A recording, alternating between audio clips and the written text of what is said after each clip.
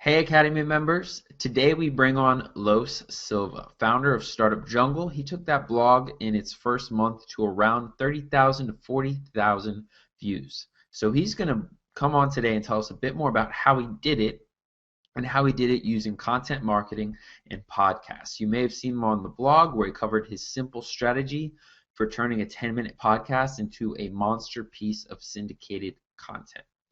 Really good one of my good friends. Let's check out the interview. Thanks for having me, man. What's up?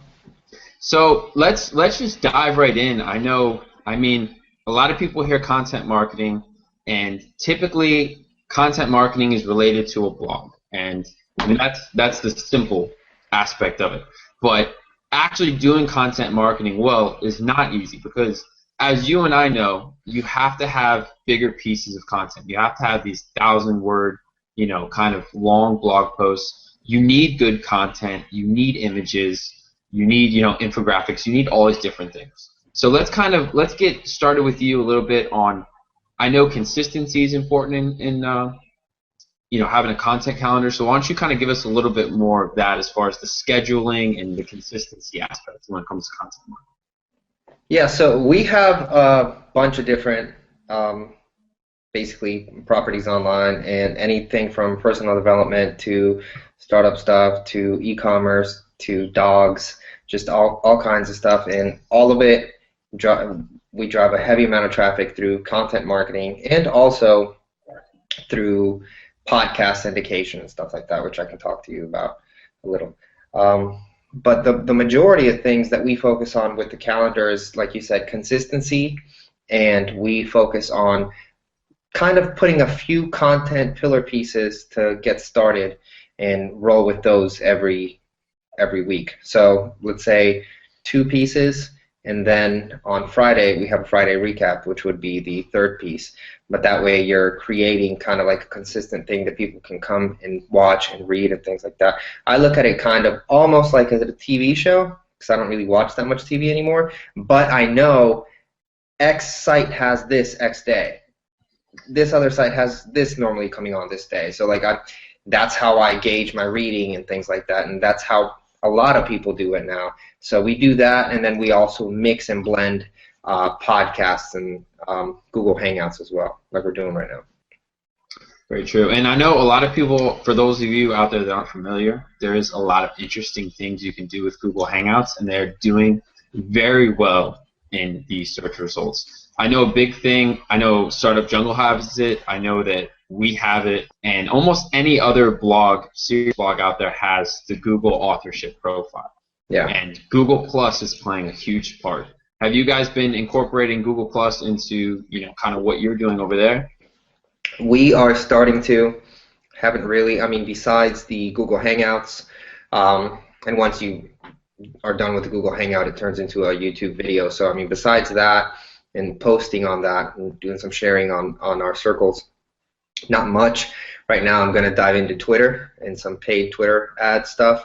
So that's my focus. When we're done with that and we kind of have that moving forward to where someone else can be managing it, I want to dive into Google Plus a little bit more, because I know it's going to, you can't say no to Google. You know what I mean? They're gonna get you. So might as well just figure it out. Well, one of the big things is make sure you at least have that Google authorship profile set up, because you're going to get a lot more love in the search results just by having that. Now, with some of this content, how do you go about creating it? How do you go about getting some of these bigger pieces? I know you do the podcast. I'd love to hear a bit more on that. With the bigger pieces, I just do research. I do a lot of research. I try to focus on things that I kind of know about, like the big content piece that we just released with Startup Jungle was the Biz Dev Bible, which is all about business development and how to do negotiation and networking and integration of software things and stuff like that. And I know a lot about that, so I wrote. I think it's at like 20,000 words or something like that. It's not small. It's definitely a longer piece, and you do not have to do that much at all. It's something that we are very much trying to do, because we're trying to be the #1 place where startups come to learn and grow in the marketplace, right? So the content needs to be number one, period. But for people just starting or that don't have that kind of time or potentially resources and things like that, 1,000-word how-tos, case studies, article listicles, like listing things that are around a web. If you can kind of curate stuff that you see a lot of people kind of gravitating towards, and you can put your own spin on it in a lot of words, detailed, descriptive stuff, is really what works.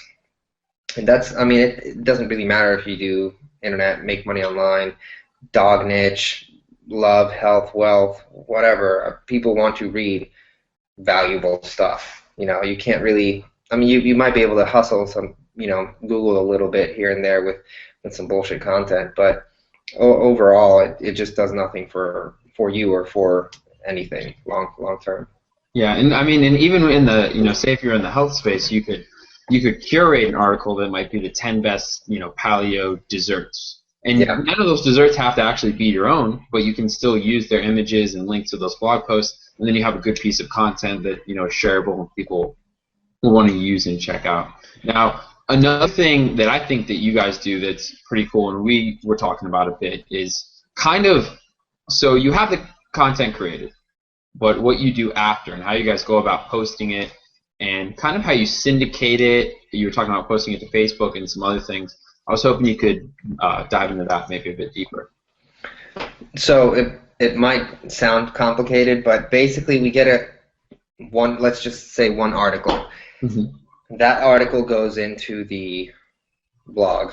Then we go out and we promote the article on social. So if it's a good article, we'll post it, we'll promote it, and we'll boost it probably around noon Eastern with a Facebook promoted post. So we'll promote it there. We'll promote it again in the afternoon. If it's got good visuals, if it's a guide, we'll put the guide, we'll break it down and put it on Pinterest. We're also applying like certain sections, and we're going to start uploading them on SlideShare. We also have the guide downloadable as PDFs a lot of times on our site and stuff like that. And now we put it out on Twitter, but now we're going to actually start putting it out on Twitter with paid media. So we're going to be spending money on Twitter, figuring that out, and it's not really linking you to a sale or anything like that this time. It potentially will, but more than anything, it's just driving you to our content because we're very confident that our content's good, and so we're just paying for people to go out there and read it. You can't just nowadays you can't really just have a blog and toss it out and say, hey, well, people are going to come. They are not going to come. They don't know who you are, and if you're not spending money on ads just to drive people to your blog, I don't think people are going to go read your blog unless you have like an extra year to build like some random audience and just go. But by that time, I mean, why would you put a year into that when you can just put a little bit of money? Yeah, and it doesn't take a lot. I mean, I think that's the thing too, is that people, in a recent interview I had, he was driving email leads, but his budget was, $3 a day or something really, really small, and he was getting great results with that. I do $10 a day on the weekends, like 10 or 15 bucks on the weekends, and then every other day that we have a good post, it's $10. I mean, it's like 50 bucks a week, 60 bucks a week. It's nothing mind blowing, and we're getting good traffic, to everything. And that's how people are finding you. And I mean, the whole goal is, hey, you're going to read my content, you're going to get to know, like, trust me or brand, and then after all that, we're gonna come in and we're gonna offer you something. Logically, right? So you're going to make your money back. You just have to have an offer. And I think a big thing too, people need to keep in mind is you don't need to boost every post. You put out different content out there. You see what resonates. You kind of see what takes off, and I don't want to use the word go viral, but what does better. Certain things do better than other contents, and then you give those pieces a little push. Yeah, I will run ads to posts that have done really well. I mean, we're writing posts that are, things that you can read this year, next year. It's not like a quick fad, So I mean, we're writing posts that you can at any time consume. So if something's crushing, why wouldn't it, if an offer's crushing, you're going to put more ads into it. If a good article is doing well, why wouldn't you put some ads and get more readers? You know? Definitely. So I've also seen you guys have been doing a lot with podcasting. I was hoping you could kind of show us what is your strategy been there as far as getting guests, setting up the show. I know when anyone starts, when I first started with it, I didn't really have a system to it. I know now you're pretty dialed in. Yeah, well, I have 3 podcasts myself, so it's definitely a lot, but it's easy once you, like you said, you have it dialed in. So with one of them, it's our Startup Jungle podcast, and we interview people. We interview people in the startup space and stuff like that. With my other one, it's Freedom Strategies. It's a personal development one that I do with my good friend Kent Clothier. And then the third one's another good friend of mine that we do a video on called Business and Bourbon. We literally just drink bourbon and talk about business stuff. It's probably one of my favorite ones. But yeah, so the whole point overall is just branding and connecting with people and another medium, right? I am a huge believer that in the next 3, 4, 5 years, there's going to be networks like there are with like ABC, CBS, all that kind of stuff. I mean, technically there already are on YouTube. I think it's going to happen with iTunes and stuff like that, and you have to be on it. And so I'm on it as much as I humanly can be, and we're building brands off everything that we're doing. Every time that we do Hangouts, when we do the Hangouts for podcast, we do the Hangout. When you're done with the Hangout, that turns into a YouTube.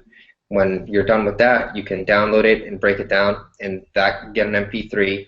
Then you can upload that using a plugin, and it'll go to Stitcher, which is kind of like a radio, like an iTunes radio thing, and it'll go to iTunes. Then you can also upload it into SoundCloud. You can get that transcribed, and then you also have transcription for your blog. So that is, in a nutshell, what we do with every single blog post, or with every single podcast. I'm going to also start adding images. So let's say that I interview you and we have an interview. Be a picture of me, picture of you, and I'm going to start promoting that with paid ads, and then driving all that traffic into either the Hangouts, the YouTube channel, the blog, or the iTunes. And I'll probably test and see where people are sticking more. But yeah, so that is what we're doing. Have you guys been using any tools as well? We're going to be using everything with SendWire because it just makes sense. But we're also using Libsyn, which is what, instead of going on iTunes and doing that process, you use Libsyn, and it sends it to Stitcher, and it also auto uploads it into iTunes. We use SoundCloud. It's not really a tool, but I mean, it's just like uploading on Dropbox, boom, and then you just got another way of people finding you. And that's really it. I mean, it's literally just a manual it's pretty manual as far as like doing it all and stuff like that. Libsyn helps a lot, but I mean, overall, the time when you're interviewing someone comes from doing the research about this person and figuring things out and having a conversation worth having, because you want to have a good conversation when you're interviewing someone. And then with the other podcast, I mean, it's also doing research on what kind of topics should we cover, how long should these be, stuff like that. So it's a little bit time consuming in regards to that. But not everyone has to have 3. So you can have 1, and it can do very, very well. One of my good friends, John Lee Dumas, has 1, Entrepreneur on Fire. Dude's making like $100K a month. 40,000 is coming from sponsors. Yeah, he's done some incredible stuff, and I know just in our talks that you've really matured your process. And when it started out, you don't really know what bugs to fix, but I know now you're on a pretty tight schedule, and you're pretty. So do you want to talk about that a little bit? How you use a personal assistant, how you kind of send out the links and emails? Because a big thing with podcasting is if you make sure that you have your timing set up right, and you're sending out the emails correctly, so that you aren't wasting time and you're not wasting their time. Yeah, so when we first started with Startup Jungle stuff, it was It was literally just like, hey, you want to be in this thing? Sure. All right, cool. And I figured I'll figure it out. I know how to talk. I'll just talk. False. It's tough to just sit there with someone and be like, all right, so hey, so this, you don't know that person, so that person could just give you one word answers, and then you're done, and then you're like, all right, well, I had 26 questions, you answered that in 2.5 minutes. I don't know where else to take this. Thank you. And so some would be long, some would be short. I didn't have a true flow. And when you go back and you listen to yourself and you see the things going on, you're like, man, this doesn't flow. So I stopped and I started putting a process together. I started figuring out the questions, and I refine it every time more and more and more. But it needs to be, personally, I like to do 15 to 25-minute podcasts or episodes of whatever you're doing, because I know you could go longer, you can talk deeper, you can do all these things, but at the same time, attention span and people, and they're clicking on Facebook and they're on 10 other things, so they might not even, just because you have something for 45 minutes as is pure gold, doesn't mean that person paid 45 minutes worth of attention. So I know I can probably get you around 20, 25 minutes. So we keep it around that. We do research. I showed one of our assistants to start doing like business development and kind of like how to approach people and not make it very like, you know, aggressive and just, hey, be on this podcast, but how to kind of frame it to where it's a great idea for them to be on the podcast and stuff like that. And then she sends them out a link, 15 minutes, 20 minutes, 10 minutes, and then 5 minutes when we have the episode, to kind of like remind them and let them know. A lot of times people will cancel, but they'll cancel like on the 20-minute mark, so at least you know, oh, okay, well, there we go, you know what I mean? So that's helped out a lot. Before, I used to have to scramble to find the Google Hangout link, and I didn't know what to do, and so now it's all smooth, it's all taken care of. I know when I'm done, we're done, the system kind of like starts to operate by itself. I just focus on kind of getting prepared for my other one. I like to do them, I like to batch them aggressively. So Tuesdays, that's all I do. I do 5 or as many as I can get booked in the time that I have. It's my longest day of doing stuff, but I don't have anything else on. I have everything else shut off, and I just record and keep moving. I read, you know, what I'm having on the next person, kind of like you would on a real show. You know, you just kind of like read your notes, and then you go back and you're like, all right, cool, let's get started. Here's a hangout. You know, I give myself enough time to build a relationship afterwards with the person, because you never know where that can take you as well. Very, very true. Very good point. And I know you had mentioned before that you will kind of give them a heads up before the conversation starts, like, hey, I'm probably going to go over these 5 questions. Yeah, I let them know. Basically, hey, we're going to go through whatever I found out about them. You know what I mean? It's never the same. I thought about templating it, but I don't know. I feel like people would just get tired. Although I know people that template it and it's very easy, but I feel like I would get tired of it, just be sick of that. So I go to people's blogs a lot. I research, and I find 5 questions that I know I can answer, and I let them know, hey, I'm probably going to ask you these 5 questions. So try to expand on those, and you know, let's have a conversation about them. And that normally gauges the conversation to about 20, 25 minutes and stuff. I don't go too deep into people's lives and where they were and how they started, because at the end of the day, you can probably read that, or you can find that somewhere else. I'd rather kind of be like, hey, so you're talking about e-commerce, and you said that you don't like using WooCommerce. What's going on? Why? Let's expand on that. Oh, well, I use Shopify, and why is that? And boom, stuff that people can use like today. You know, not a story of how this guy was eating chips and that's all he had, and now he's a billionaire. I get it. My heart's touched as well, but you can't apply that to your life. So let's try to get you stuff that you can. You know, I think people will appreciate that a little more.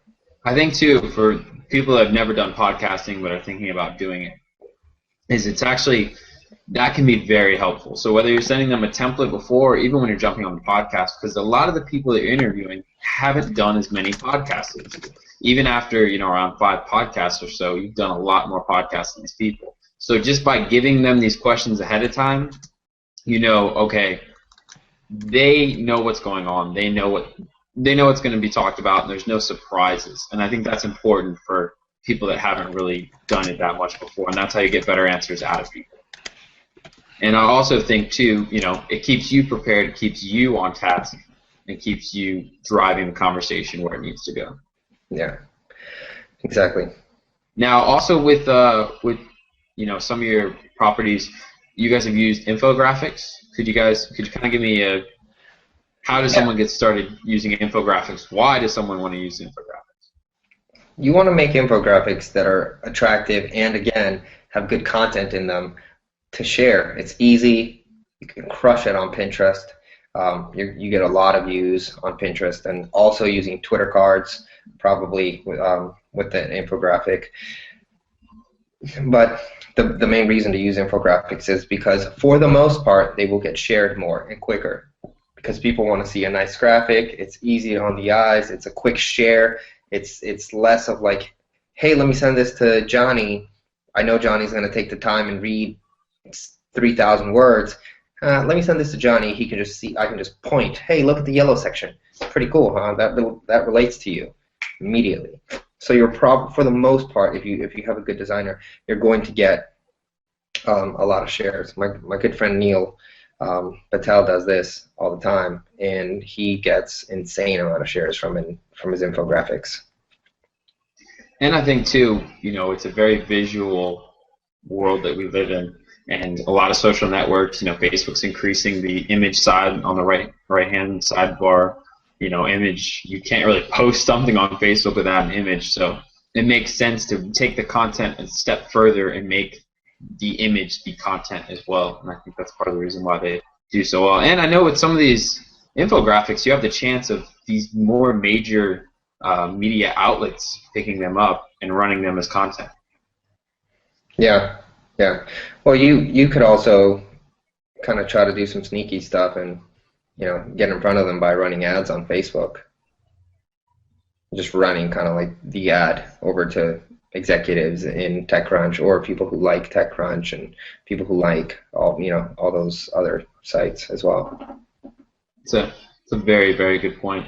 Now with the content, what are you guys planning on doing as far as outside of the Twitter, Facebook, YouTube? So you mentioned SlideShare, you mentioned Pinterest. Is there any other kind of networks outside of because you already mentioned SoundCloud and Stitcher, but outside of those? I'm gonna start. I've been myself, been writing on Medium just to see where traffic goes, but that's like more personal development stuff. So if anything, I would send the traffic probably to our personal development podcast. Also LinkedIn. LinkedIn just lets you publish content now. So I just wrote, I think it's like 1,500 words on how to set up your LinkedIn and how to make it work and how to use it nowadays, because most of the stuff's outdated that people have. So I did that, and I'm publishing it on LinkedIn. I'm also going to publish it on the blog, though. I feel like when you post on Medium and when you post on LinkedIn and places like that, it's kind of like posting on Facebook or posting on Google Plus. You're basically able to repost back into your blog as well, and then you capture all the people that are reading these different properties. So I haven't had much to test yet, but we're going to start definitely doing stuff. I'm going to start doing more stuff on LinkedIn, writing, and then putting all that content on LinkedIn, and also might as well just also try it on Google Plus and see how that starts to work out. One of the big things that we're doing also with Google Plus is just right now, and I don't know if this works or not, I'm definitely not a Google Plus expert, but going out and putting as many people in our circles as possible to obviously increase our reach. Interesting. I know Google Plus is interesting too, because you can send emails. Technically, it will show up in your email. Yeah. So, I mean. And it goes back to the reality, which is you got to play to the strengths of the networks, which is, Google has Google Plus. They're gonna, favor Google Plus. They're gonna favor YouTube. And if you can kind of manage that relationship, you're gonna do better. Yeah. Exactly. So with someone getting started, do you think Google Hangouts is probably the best way to go as far as podcasts is concerned? Oh yeah, I would do Google Hangouts if you don't want to go through the trouble of doing all the uploading into all these things. I would do Google Hangouts and then I'd rip the MP3 and I'd put the MP3 on SoundCloud. Done. I'd let that kind of simmer. I'd do that a little bit, and then I'd promote my stuff on Facebook or on Twitter. Just spend like you can do it on your own page for $7, or you can do it on your fan page and just boost post. So I would do that, and I would either send people to the Hangout or send people to the SoundCloud. Test, send people to both. Whatever. If you're gaining traction, all right, I'll take more time and I'll get into Stitcher, I'll get into iTunes, I'll get into all these other things as well. But for the other reason, Google Hangouts is free, SoundCloud's free. All you would be doing is maybe boosting a few posts or just promoting your own post. So I would definitely get started there. And as far as getting started with, what do you recommend mic-wise, microphone-wise? I just bought one. I don't know which one it is because it's like I don't know I have to find it and I'll give it to you on the link. But I mean I started with what do you have? The Snowball. Actually, I started with the Snowball that you own now. So this is correct. So, yeah, so I guess I mean, if you get a Snowball, the Yeti works great. Snowball, the Yeti. I mean, if you have a MacBook Air, it's acceptable, then you can definitely get okay. by. Yeah, I've done episodes with just the Mac Air, and it sounds sometimes better than So it sounds pretty good, but definitely I've upgraded into like I got a pop filter, I got the whole trying to go pro. So yeah, but I'll find the microphone and I will send you a link. It's not expensive. It's not like a $400 mic or anything. I think it was like $100 on Amazon. So that's it. Who do you get your videos transcribed from, or how do you have a process for that, or any hacks or tricks there? Or no? We found a person on Fiverr that does not charge $5, but I don't think Fiverr is $5 stuff anymore. Yeah. So we found a person that does that, and that's who we use, and that's it. Sometimes it depends who will go in and kind of like look at the show notes and write them. A lot of times also like as I'm talking, I'll write notes, and then I'll go back to my notes, and those are the show notes. Because if I thought they were important, there you go. Those are the show notes. You know what I mean? I mean, you can't make it too crazy because then you just got the transcription. So that's all. I mean, some stuff is just pretty basic. It's just doing it. The biggest pain is doing it, and definitely don't try to start the way we do it. We have an aggressive process that takes a long time, but I mean, we're doing it for we're like I said, trying to own markets. So and let me kind of segue here too, because I think this reminded me of something. When you're first starting out, you just reach out to a lot of different people. Maybe find a podcast that you like, or find one to three. Find a couple different podcasts you like, and reach out to people that have already been on that podcast. And if you really haven't done anything, if you don't have much credibility, maybe you say that you have a newer podcast that you're starting out, you're a big fan of them on this podcast, you're going to respect their time, and reach out from a fan perspective, because you're going to have maybe more success than just a very cold introduction from yourself. If you've done 20 episodes, you can have more of a cold introduction because you have an established product. But if you don't even have your podcast up yet, it doesn't hurt to reach out from a fan perspective. And also keep in mind that use different mediums to reach out to these people. Sometimes email is best. I've seen a lot of good results from Twitter. I know you have. It really depends on the space you're in. For example, the startup space, you'll see a lot of good results on Twitter. You can see good results on Facebook depending upon the industry. And if you're in a more corporate space, LinkedIn typically is the go-to. And Google Plus. The average person in Google Plus makes more than the average person on LinkedIn, which is weird, but it's true.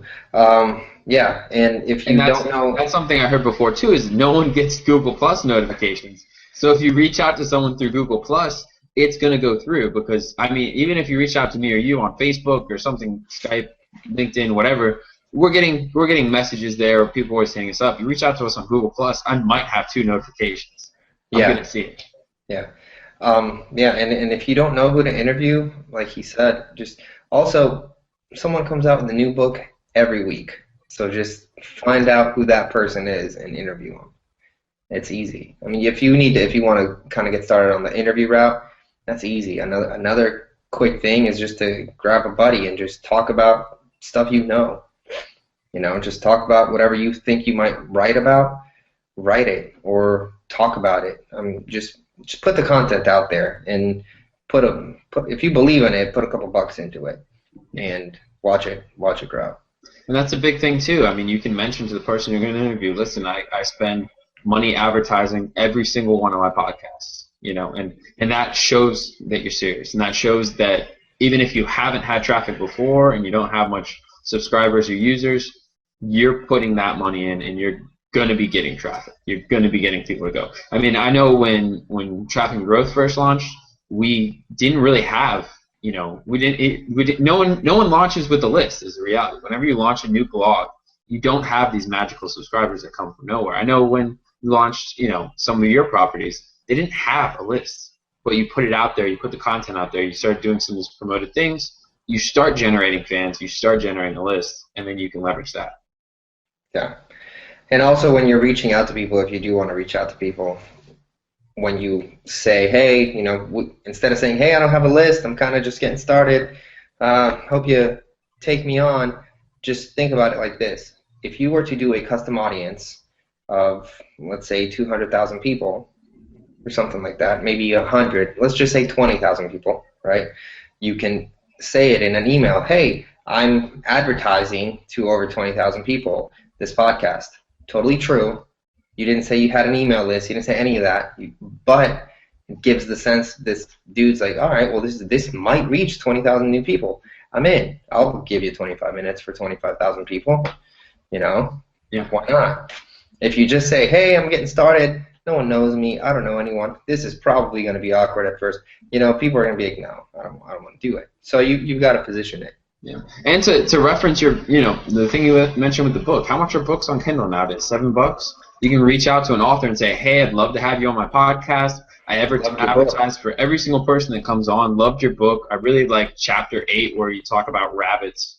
And how much more likely is that person going to be able to come on? And maybe you only do that with 10 guests, but you get those 10 guests. And once you get those 10 guests, once you get your 3 to 5 star guests, you can leverage their names and say, hey, we've had on people such as Los Silva and Sweeney Daniel, and you should be on our podcast too.